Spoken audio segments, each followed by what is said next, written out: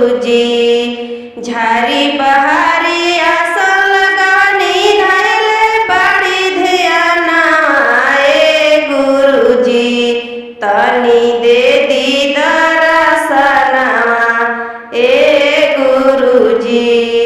नाही चाही सोना चांदी नाही चाही महलवा ए गुरुजी।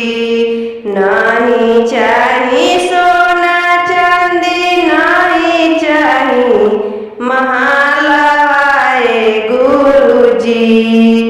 राम जैसन पति दिहलाऊ है बड़े गहनवा ए गुरुजी।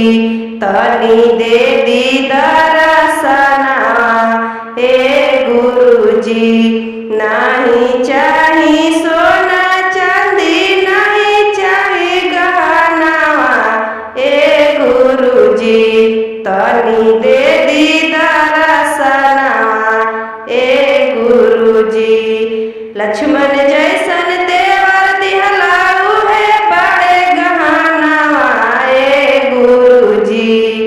उहे बड़े गहनवा ए गुरुजी। तनी दे दी दर्शनवा ए गुरुजी। नाही चाही चाही सोना नाही चाही महलवा ए गुरुजी। तनी दे दी दर्शनवा ए गुरुजी। श्रवण जैसन बेटा दिहलाऊ है बड़े गहनवा ए गुरुजी। तनी दे दी दर्शनवा ए गुरुजी। नाही चाही सोना चांदी नाही चाही महलवा ए गुरुजी। तनी दे दी दर्शनवा ए गुरुजी।